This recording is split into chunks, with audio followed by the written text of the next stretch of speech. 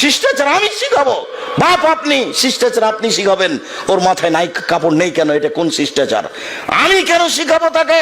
জন্ম দিয়েছেন আপনি, শিখায়েন আপনি। 3 শ্রেণীর মানুষ জান্নাতে যাবে না, তার মধ্যে আপনি আছেন। 3 শ্রেণীর মানুষ জান্নাতে যাবে না, তার মধ্যে আপনি আছেন।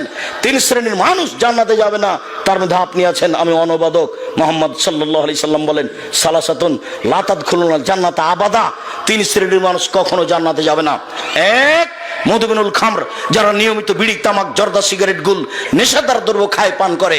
2, আর রাজালাতু মিনান নিসায়ে, পুরুষের বেশধারী নারী, যারা পুরুষের জুতা স্যান্ডেল পরে, যারা পুরুষের শার্ট প্যান্ট পরে, যারা পুরুষের পোশাক পরে, তারা জাহান্নামে যাবে। 3, দায়ুস আপনি। দায়ুস কে? আল্লাযী ইউকিরু ফি আহলিল খাবাসা, যে তার বাড়িতে বেহায়ার সুযোগ দিয়েছে, সে হলো দায়ুস। এই মেয়ে, বোকা মেয়ে, তুমি ক্লাস 10-এ পড়ো, তোমার লজ্জা হয় না কেন? এদিকে শোনো, কথা বলছো কেন? এদিকে শোনো, তুমি ক্লাস 10-এ পড়ো, যেদিন ক্লাস 8-এ উঠেছিলে সেদিন তোমার হাইজ হয়েছিল, তোমার বিবাহে 2টা বাচ্চা হতো, তুমি 2 ছেলের মা। তোমার মাথায় কাপড় নেই মানে? বাপ বেটিকে লজ্জা বেঁচে খেয়েছ? জাতির ক্ষতি করে জান্নাত কেনার চেষ্টা করো না বাপ বেটি।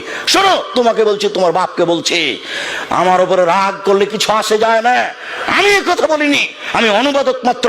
মুহাম্মদ সাল্লাল্লাহু আলাইহি সাল্লাম আজ থেকে 1450 বছর পূর্বে তোমার বাপের কথা বলে গেছে। আমার বলার কি আছে এখানে? আমার রাগ করার কি আছে তোমার উপরে? মুহাম্মদ সাল্লাল্লাহু আলাইহি সাল্লাম যখন কথা বলতেন, যা খাতাবা, যখন তিনি বক্তব্য দিতেন, আমরা তাই না হু, তার 2 চোখ লাল হয়ে যেত, অস্তাদা গাজাহু, তার রাগ বেশি হয়ে যেত, ওয়ালা সাউতুহু, তার কণ্ঠ উঁচু হয়ে যেত, কান মন জোরে যায়, যেন তিনি সৈন্যদলকে ধমক দেখাচ্ছেন। কণ্ঠস্বরে তিনি বক্তব্য করেননি। আমি আব্দুর রাজ্জাক বিন ইউসুফ 20 বছর থেকে বলে আসছে, কণ্ঠস্বরে বক্তব্য জায়েজ নাই। কোন মায়ের বেটা একটু বলে না কেন যে চলবে? এই বোকা মেয়ে, তোমাকে বলছি, তোমাকে অপমান করতে আসিনি আমি, তোমার বাপকে আমি অপমান করতে আসিনি, তোমার জাতিকে আমি অপমান করতে আসিনি, আমি তোমাকে মূল্যায়ন করি। তুমি বলো এটা কোন আদর্শ? তোমার মাথায় কাপড় নেই কেন? কাপুরুষের মেয়ে তুমি। তোমার বাপ বিবাহ করে ভুল করেছে, তোমার বাপকে রাসূল সাল্লাল্লাহু আলাইহি ওয়াসাল্লাম বিবাহ করতে নাকচ করেছেন।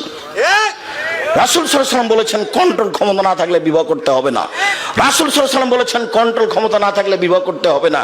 তিনি বলছেন, ইয়া মাশারা শাবাব, হে যুবক দল, মান ইসতাতা মিনকুল বাক ফালিয়াতাজাওয়াজ, যাদের কন্ট্রোল ক্ষমতা আছে, যাদের মোহর ক্ষমতা আছে, যাদের বাড়ি তৈরি করার ক্ষমতা আছে, যাদের মেহমানের বসার জায়গার ক্ষমতা আছে, যারা পুরুষত্ব রাখে, চোখ যেভাবে ঘুরে বউ সেভাবে চলে, চোখ যেভাবে ঘুরে বউ সেভাবে চলে, এরকম পুরুষত্বের যার ক্ষমতা আছে, কন্ট্রোল ক্ষমতা আছে, সে যেন বিবাহ করে। ও যদি না পারে, ফালে বিশ্রাম, তাকে রোজা রাখতে হবে। ফেন হলো বেজা, রোজাই হচ্ছে তার যৌবনকে দমন করার মাধ্যম। ও বিবাহ করতে পাবে না।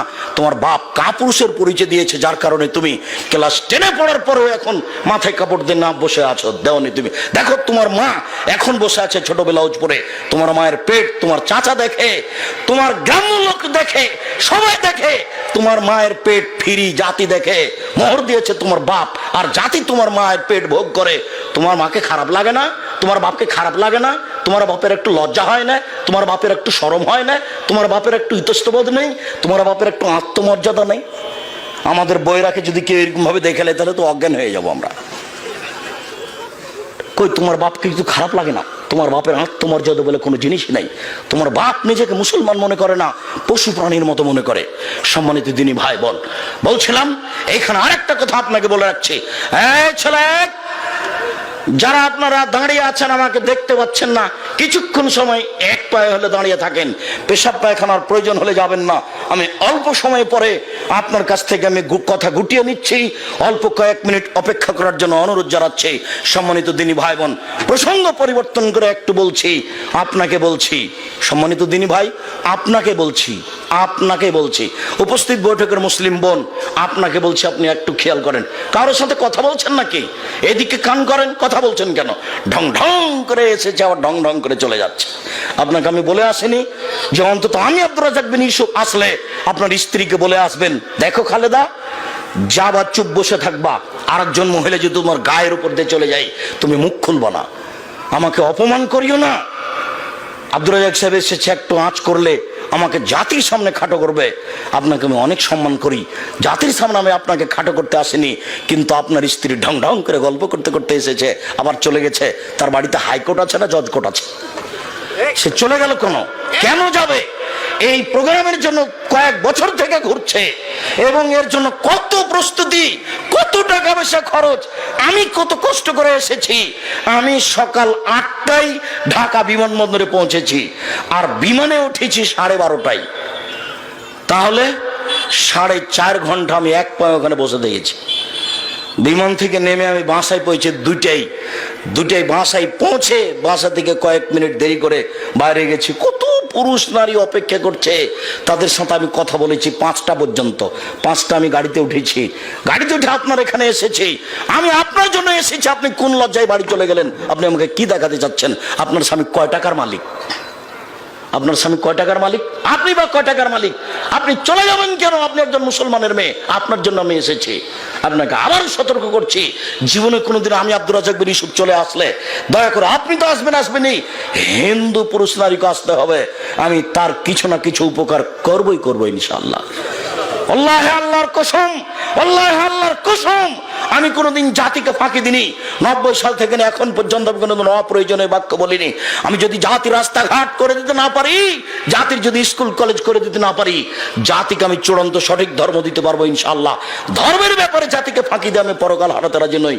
অতএব আপনাকে আমি আবারও সোচ্চার সাবধান হওয়ার জন্য অনুরোধ জানাই। আপনাকে আমি এদিকে খেয়াল করতে বলছি, আপনি শোনেন।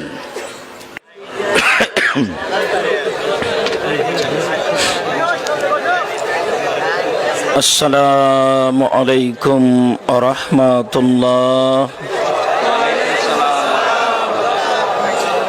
আলহামদুলিল্লাহি ওয়াহদা, ওয়াসসালাতু ওয়াসসালামু আলা মান লা নাবিয়্যা বা'দা, আম্মা বা'দ। ফাআউযু বিল্লাহি মিনাশ শাইতানির রাজীম।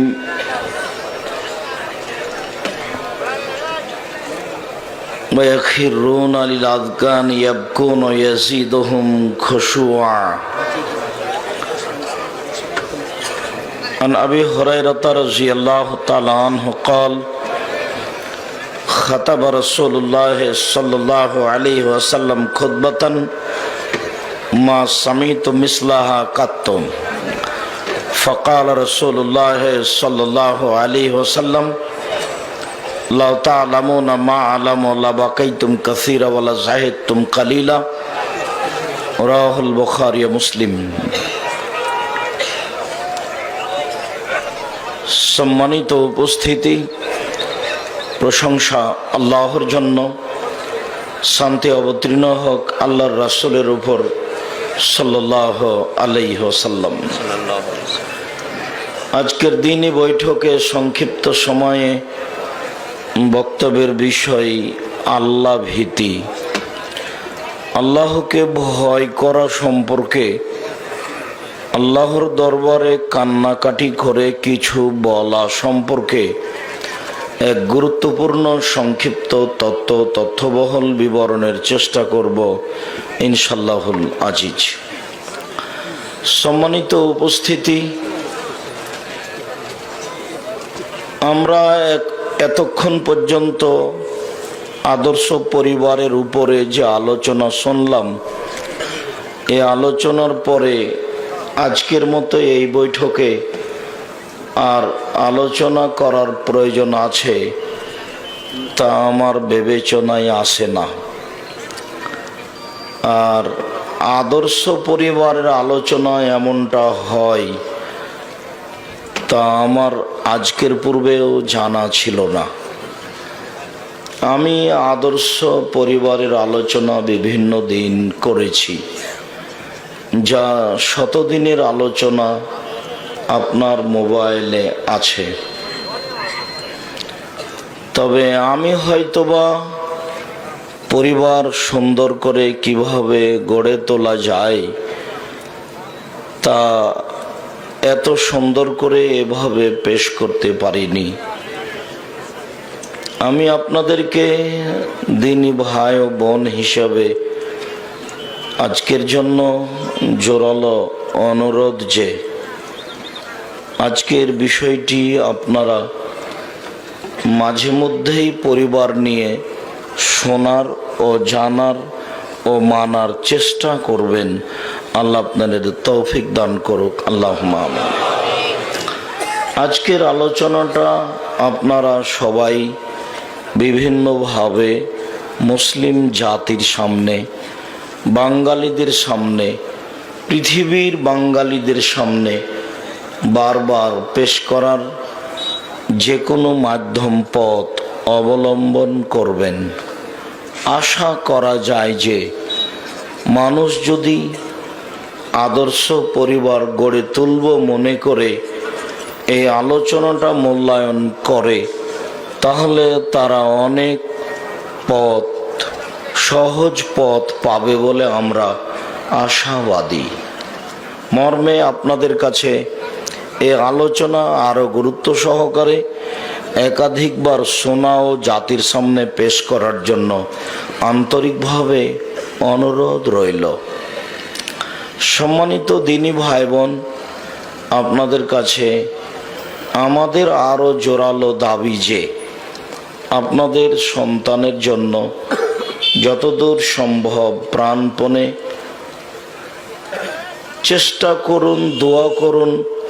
তার কাছে তো অনেক আছে, তার কাছে দয়া রহমতের অভাব নেই, তার অনেক দয়া রহমত। আল্লাহর নবী বলছেন যে একটা পাখি সাগরে ঠোঁটটা ডোবালো, ওই ঠোঁটে যতটুকু পানি উঠে এসেছে আর সাগরে যতটুকু পানি আছে, এতে সাগরের যতটুকু পানি কমে গেছে, আল্লাহর কাছে যত দয়া রহমত আছে, আপনাদের সবার চাওয়া অনুপাতে যদি আল্লাহ দিয়ে দেন, তাহলে ততটুকু কমবে না যতটুকু সাগর থেকে পানি কমে গেল। সাগর থেকে পানি কি বা কমলো? মানুষ তো আঁচ করতে পারবে না পাখির ঠোঁটে কতটুকুই বা পানি কমলো। আল্লাহর নবী বলার সময় বলেছেন, সারা পৃথিবীর মানুষ জিন একসাথে যদি নিজ নিজ প্রয়োজন চাই, আপনার প্রয়োজন একটা বাড়ি, আমার প্রয়োজন একটা গাড়ি, কারো প্রয়োজন একটা ভ্যান, সারা পৃথিবীর মানুষ এবং জিন সবাই যদি নিজ নিজ প্রয়োজন চান, একসাথে চান, আদম আমি সবাই, আর সবাকেই যদি আল্লাহ একসাথে তাদের প্রয়োজন মিটিয়ে দেন, তো তার কাছে যতটুকু আছে, যত আছে, তার ততটুকু কমবে না পাখির ঠোঁটে পানি লেগে সাগর থেকে যতটুকু পানি কমে গেছে। এভাবেই রাসূল সাল্লাল্লাহু আলাইহি সাল্লাম বলেছেন, কাজেই ছেলে মেয়ের উপরে নিরাশা হওয়ার কিছু নেই। আপনি চাইতে থাকেন, কখনো অলস হবেন না। রাসূল সাল্লাল্লাহু আলাইহি সাল্লাম বলছেন, ইস্তাজাবু লিল আবদ মা লাম ইয়াদু বিইসমিন ওয়া কাতিয়াতি রাহিমিন ওয়া মা লা ইস্তাজিল।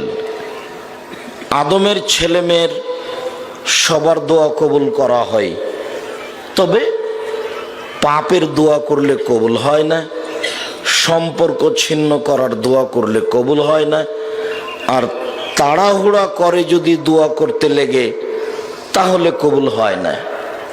পাপের দোয়া, কেউ বলছে আল্লাহ অশ্লীল কাজে লিপ্ত হয়েছি, কেউ যেন না দেখে, এইটা হলো পাপের দোয়া। সম্পর্ক ছিন্ন করার দোয়া, ভাইয়ের সাথে ঝগড়া লেগে ভাইকে বলছে যে আমার ভাগ অন্যের কাছে বিক্রি করে চলে যাব, আল্লাহ যেন তোর মুখ আর কোনোদিন দেখার সুযোগ না দেয়। ভাইকে এভাবে বলছে, ভাইয়ের সাথে সম্পর্ক রাখবে না। আমি একদিন আমাদের গ্রামে বাপ মরার পরে ভাই ভাই গন্ডগোল করে বাড়ি ঘর জমি জায়গা ভাগ করতে দেখেছি, তাতে ঢেঁকিটা কেটে ভাগ করে নিয়েছে। ঢেঁকিটা কেটে ভাগ করে নেওয়ার দৃশ্যটা আমার চোখের সামনে। আল্লাহ বলেছেন, আবুদুল্লাহ ওয়ালা তুশরিকু বিহি শাইআ, আল্লাহর ইবাদত করো, তার সাথে শিরক করো না। এটা হলো আল্লাহর সাথে ভালো আচরণ। আল্লাহর সাথে মানুষ ভালো আচরণ করতে পারে কি করে? শিরক করবে না, ইবাদত করবে, তাহলে আল্লাহর সাথে ভালো আচরণ হলো।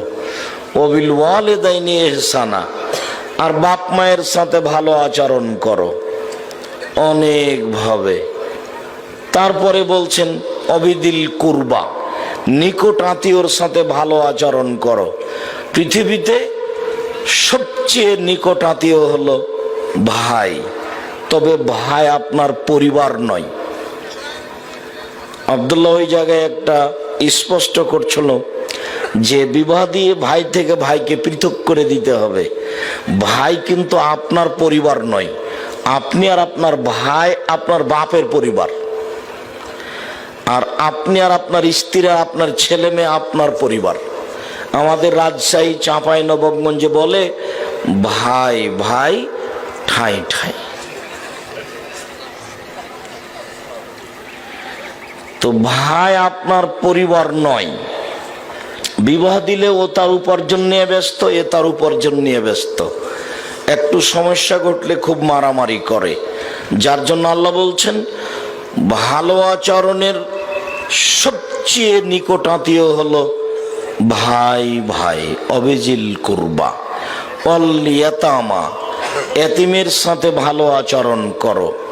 এতিমের সাথে ভালো আচরণ মানে ওকে লালন পালন করো, তাহলে তুমি আর আমি জান্নাতে একসাথে থাকবো। তুমি যে এতিমের লালন পালন করো এই জন্য। তবে তোমার মাঝে আর আমার মাঝে একটু ফাঁকা থাকবে, এই তর্জনী আর মধ্যমা আঙ্গুলে যতটুকু ফাঁকা আছে। আবার এটা দেখা দিকে বলছেন কেউ যদি দুইটি মেয়ের লালন পালন করে তাহলে সেই ব্যক্তি আর আমি জান্নাতে এইভাবে থাকবো। তখন আঙ্গুল দুইটিকে জমা করে দিয়েছে। বুঝাতে পারলাম না? এতিম লালন পালন করার নেকি যত, দুইটি মেয়ে বেটির লালন পালন করার নেকি তার চেয়ে অনেক অনেক অনেক বেশি। কে যদি দুইটি মেয়ের লালন পালন করে তাহলে মেয়ে দুইটি জাহান্নামের মধ্যে আর আপনার মধ্যে এইভাবে অন্তরাল হয়ে যাবে। ওইদিকে জাহান্নাম আর আপনি এইদিকে, আর মধ্যে মেয়ে দুটি, মানে আপনার আর জাহান্নামে যাওয়ার সুযোগ নেই। এটা আবার বুখারী মুসলিমের হাদিস। আয়েশা রাদিয়াল্লাহু তাআলা আনহা বলছেন যে একটা মহিলা দুটা মেয়ে বাচ্চা নিয়ে আমার কাছে এসে খেতে চাইলো। আমি বাড়ি খুব তল্লাশি করে দেখলাম বাড়িতে কিছুই নাই, একটা খেজুর ছাড়া। তল্লাশি চালিয়ে একটা খেজুর পেলাম। এই খেজুরটা আমি মহিলাটার হাতে দিয়ে দিলাম। মহিলা খেজুরটা দুই টুকরা করে দুই মেয়ে বাচ্চাকে দিল। মেয়ে বাচ্চা দুটি খেয়ে নিল, মহিলা কিছু খেলো না, চলে গেল। কিছুক্ষণের মধ্যেই আল্লাহর নবী বাড়িতে ঢুকলেন। আমি বললাম আল্লাহর রাসূল একটি ঘটনা। কি? একজন মহিলা আসলো দুটি মেয়ে বাচ্চা নিয়ে, খেতে চাইলো। আমি বাড়ি তল্লাশি করে দেখলাম বাড়িতে কিছু নেই, মাত্র একটি খেজুর। এই খেজুরটাই আমি ওই মহিলাটার হাতে দিয়ে দিলাম। মহিলা খেজুরটা দুই টুকরা করে অর্ধেক এক মেয়েকে দিল, অর্ধেক আর এক মেয়েকে দিল, নিজে খেলো না, তারপর চলে গেল। তখন আল্লাহ রাসূল সাল্লাল্লাহু আলাইহি ওয়াসাল্লাম বলছেন শোনো শোনো শোনো, কে যদি দুইটা মেয়ের লালন পালন করে তাহলে মেয়ে দুটি তার বাপের জন্য জাহান্নাম থেকে অন্তরাল হয়ে যাবে। ওই দিকে থাকবে জাহান্নাম আর এদিকে থাকবে তার বাপ, আর মধ্যে থাকবে মেয়ে দুটি। বুখারী মুসলিম। কথাটা এসেছে এতিমের সাথে সদাচরণ। একজন সাহাবী এসে বলছেন আল্লাহর নবী, আমার অন্তরটা খুব শক্ত, মানুষ কত হাত পা ধরে অনুনয়ন করে আমার কাছে সাহায্য চাই, খালি আমি বলি না, আপনি যেমন বলেন মাফ করো। মধ্যখানে একটা কথা বলে রাখে, চলে কারো গায়ে হাত দিয়ে থাকো না। আজকের কথাটা বাস্তবায়ন করো। তা আজকে থেকে তোমার আম্মাকে বলবে, আম্মা আমাকে 20-25-30টা টাকা 2 টাকার নোট দিন তো আম্মা, আমি তো আর কাজ করি না, ইনকাম করি না, যত ফকির আসবে আমি 2 টাকা করে দেব। আমি ঢাকা যাচ্ছি তো, আমাকে আপনি 20, 25, 30 টাকা খুচরা টাকা দিবেন। এটা তুমি তোমার মাকে বলবে আজ থেকে, এটা নিয়মিত।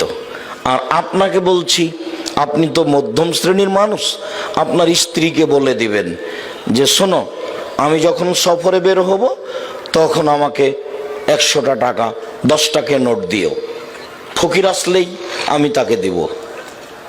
আর উপজেলার চেয়ারম্যান সহ আরো যারা এখানে ধনী মানুষ বিত্তশালী আছেন, আমি চেয়ারম্যান ধনী মানুষ কিনা জানি না, গতিতে বলছি, আপনারা গাড়িতে যখন উঠবেন তখন 20 টাকা 50 টাকার নোট নতুন গাড়িতে করে নেবেন। ড্রাইভারকে বলে দিবেন, এই যত লোক সামনে আসবে 20 টাকা করে টাকা দিয়ে দিবা। ফকিরকে কেন বলছেন মাফ করো? এই বুদ্ধি কোথায় পেলেন? এটা হবে না। ইবাদতের জগতে সবচেয়ে পাওয়ারফুল, শক্তিশালী, ক্ষমতাধর ইবাদত হলো দান। বিচারের মাঠে সালাত আপনার অত উপকার করতে পারবে না, দান যত উপকার করবে। তাহাজ্জুদ অত উপকার করতে পারবে না, দান যত উপকার করবে। হজ আপনার তত উপকার করতে পারবে না, দান যত উপকার করতে পারবে। ইবাদতের জগতে সবচেয়ে শক্তিশালী, ক্ষমতাধর, পাওয়ারফুল ইবাদত হলো দান। যদিও ইবাদতের জগতে সবচেয়ে দামি ইবাদত হলো সিয়াম, রোজা। যদিও সালাত দিয়ে আল্লাহকে যত ডাকা যায় আর কোনো ইবাদত দিয়ে আল্লাহকে তত ডাকা যায় না। যদিও এই কথাই চূড়ান্ত যে 1 ফোঁটা চোখের পানি দিয়ে আল্লাহকে যত সন্তুষ্ট করা যায়, পৃথিবীর আর কোনো কিছু দিয়ে আল্লাহকে তত সন্তুষ্ট করা যায় না, যা আজকে বলবো ইনশাআল্লাহ। তারপরে বললেন অল ইয়াতামা অল মাসাকিন, মিসকিনের সাথে ফকিরের সাথে সদাচরণ করো। ফকির মিসকিনকে খেতে দিতে শিখতে হবে। আল্লাহর নবীকে জিজ্ঞাসা করা হলো, আল্লাহ রাসূল, আইউল ইসলামে খায়রুন, মানুষের জীবনে সবচেয়ে ভালো কাজ কি? তখন আল্লাহ রাসূল বললেন, তুতিমু তাম ওয়া তাকরাউস সালাম, তুমি দুস্থ গরিব ফকির মিসকিনকে খেতে দিবা, এটাই হলো তোমার জীবনে সবচেয়ে ভালো কাজ। মানুষের জীবনে সবচেয়ে ভালো কাজ কি? মানুষের জীবনে সবচেয়ে ভালো কাজ দুস্থ গরিব ফকির মিসকিনকে খেতে দেওয়া।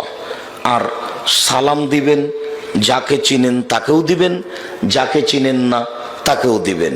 মোবাইলে রিং হচ্ছে, অন করে হ্যালো বলবেন না, অন করে বলবেন আসসালামু আলাইকুম। হ্যালো কুকুরকে বলে ডাকে, কুকুর হ্যালো বলে। যদি নাম্বার দেখে চিনতে পারেন হিন্দু, তাহলে বলবেন জি ধন্যবাদ, কি বলছিলেন। আর যদি চিনতে না পারেন তাহলে আসসালামু আলাইকুম বলবেন। হিন্দু হোক, মুসলমান হোক, বৌদ্ধ হোক, খ্রিস্টান হোক, ডোম হোক, চামার হোক, মেথর হোক, মুচি হোক, তাতে আসে যায় না। রাসূল সাল্লাল্লাহু আলাইহি সাল্লাম বললেন, যাকে চিনো তাকেও সালাম দিবা, যাকে চিনো না তাকেও সালাম দিবা। রাসূল সাল্লাল্লাহু আলাইহি সাল্লাম বললেন যে জান্নাতে কতগুলো দামি ঘর আছে, এত উন্নত মানের পদার্থ দিয়ে তৈরি, যার বাহির থেকে ভিতর দেখা যায়, ভিতর থেকে বাহির দেখা যায়, খালি টক টক টক টক টক করছে, জগ জগ জগ জগ করছে। তো সাহাবীগণ বলেন, আল্লাহ রাসূল, এত দামি ঘর কে পাবে? এত দামি ঘর কে পাবে? তখন আল্লাহ রাসূল বলছেন, মান আতামা তাআমা, যে ব্যক্তি দুস্থ গরিব ফকির মিসকিনকে খেতে দিবে সেই পাবে।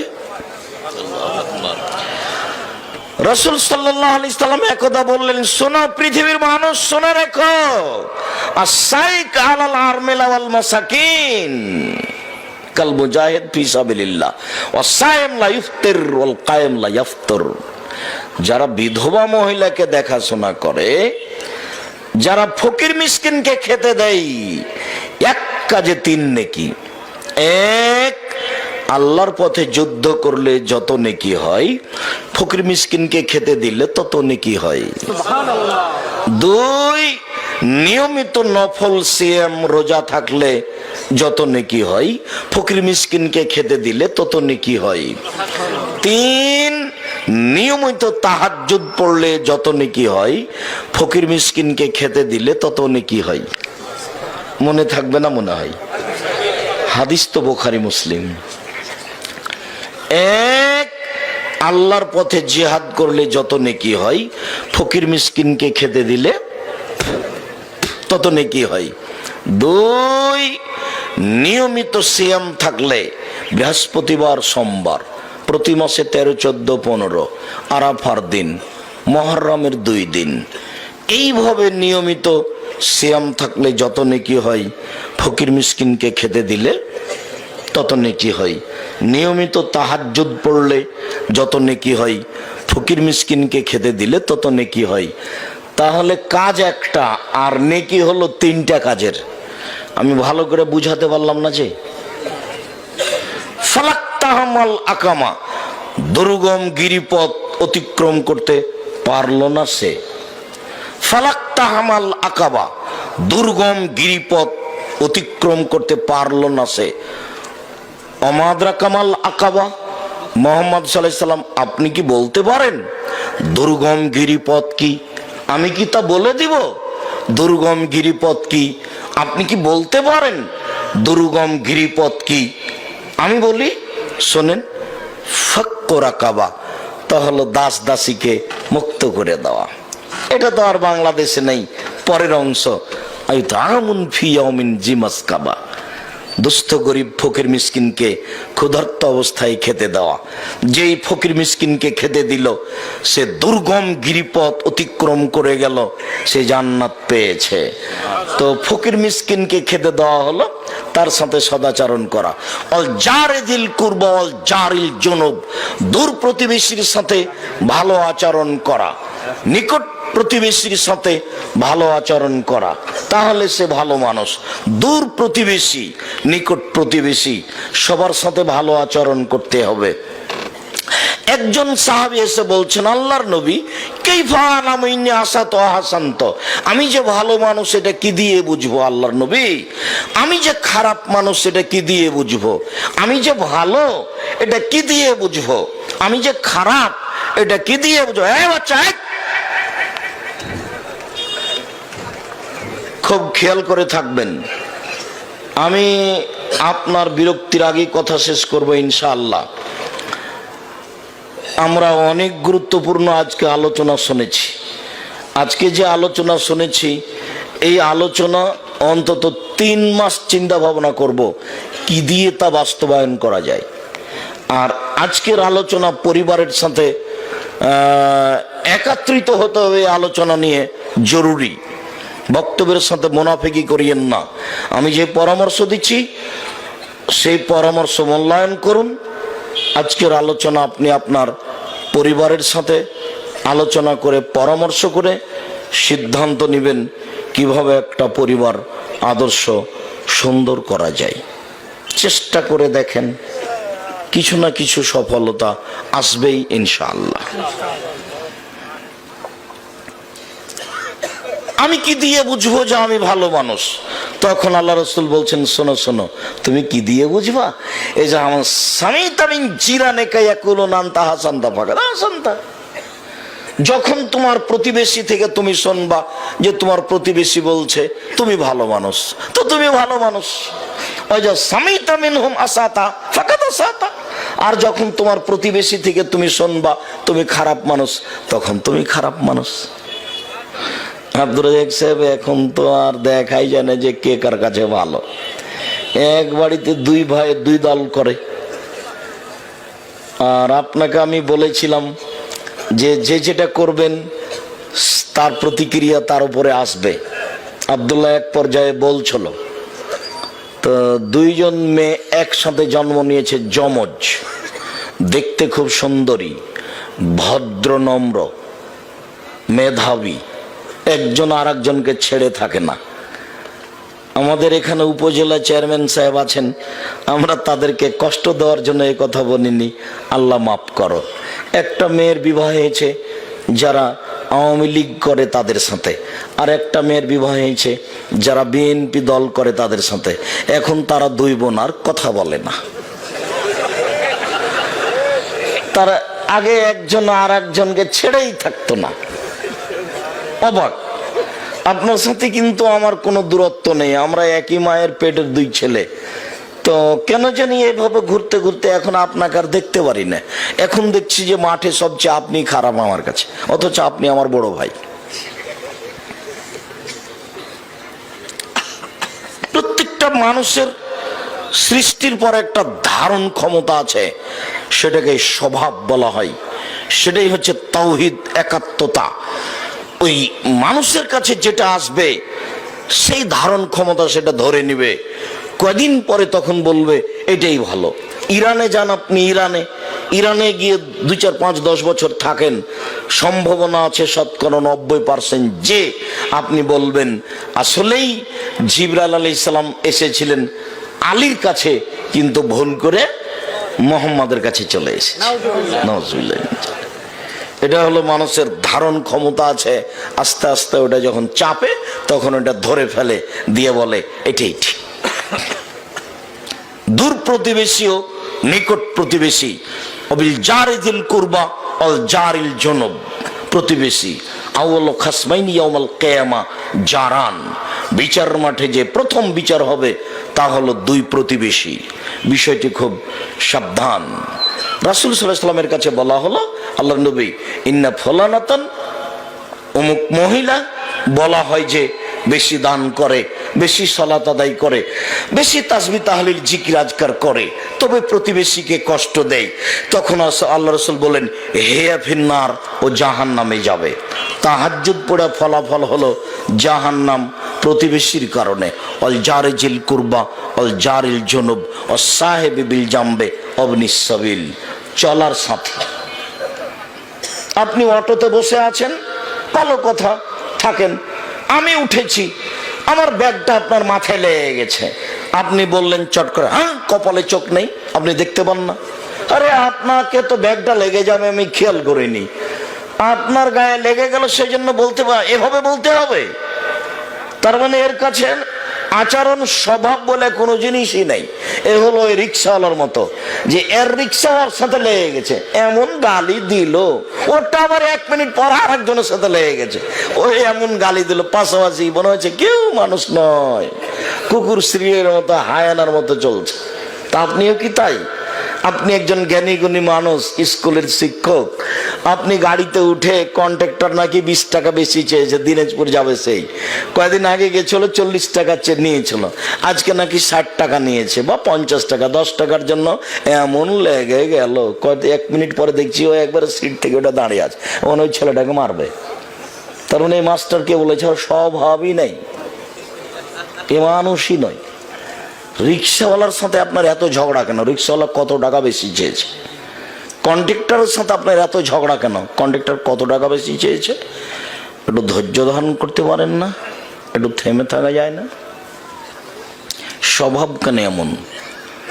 সাহেবি বিল জামবে অবনিস সাবিল, পথিকের সাথে ভালো আচরণ করতে হবে। পথিকে নাকি মিথ্যুক, কি বলছে যে 200 টাকা দেন, আমার বাড়ি কুমিল্লা, টাকা আমার মায়ের নিয়েছে চোরে। আচ্ছা ধরে নিলাম যে মিথ্যে, 99%টাই মিথ্যে, তো একটা সত্যও তো হতে পারে।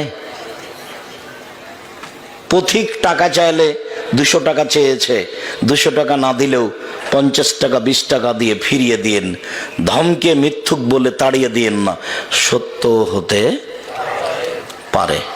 ওমামালাকাত আয়মানুকুম, আর অধীনে যে সব মহিলা আছে, কাজের লোক, কর্মচারী, তাদের সাথে ভালো আচরণ করবেন।